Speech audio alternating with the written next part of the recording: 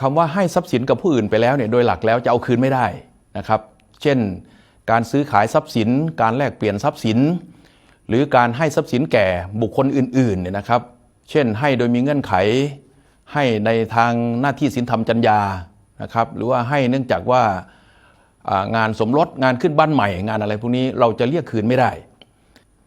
คำว่าให้โดยเสน่หาเนี่ยนะครับแปลว่าอะไรครับ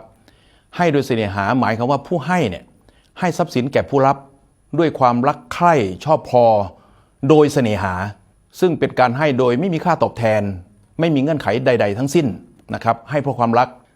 มันก็จึงมีปัญหาว่าการให้ชนิดไหนที่สามารถเพิกถอนการให้ได้ซึ่งในประมวลกฎหมายแพ่งและพาณิชย์เนี่ยก็ได้บัญญัติเป็นหลักไว้เลยนะครับว่าในกรณีที่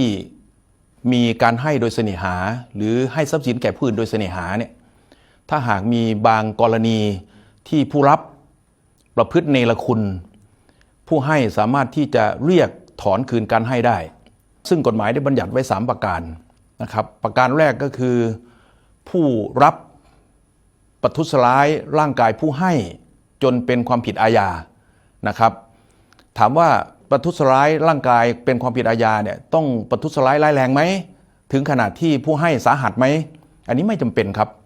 เพียงแต่ประทุษร้ายร่างกายผู้ให้ก็มีสิทธิ์ที่จะเพิกถอนการให้ได้ประการที่2หมิ่นประมาทหรือทำให้ผู้ให้เสียชื่อเสียงนะครับเช่นไปนินทาพูดเหยียดหยามจนทำให้ผู้ให้เนี่ยมีความเสียหายและเสียชื่อเสียงเช่นนี้ผู้ให้ก็มีสิทธิ์ที่จะร้องขอเพิกถอนการให้ได้ประการสุดท้ายเป็นเรื่องสำคัญมากๆก็คือผู้รับปฏิเสธคำขอที่ผู้ให้ร้องขอให้เลี้ยงดูร้องขอทรัพย์สินเพื่อการยังชีพเพื่อความจำเป็นในการยังชีพแต่ผู้รับปฏิเสธหรือปัดคำขอไม่ยอมให้แก่ผู้ให้เช่นนี้ผู้ให้ก็สามารถที่จะขอเพิกถอนการให้ได้คำถามว่ามีเวลามากน้อยแค่ไหนในการเพิกถอนการให้นะครับตราบใดที่ยังมีชีวิตอยู่นะครับผู้ให้เนี่ยสามารถที่จะเพิกถอนการให้ได้ตลอดเวลาถ้าหากผู้รับมีเหตุประพฤติเนรคุณดังนั้นก็เป็นเรื่องที่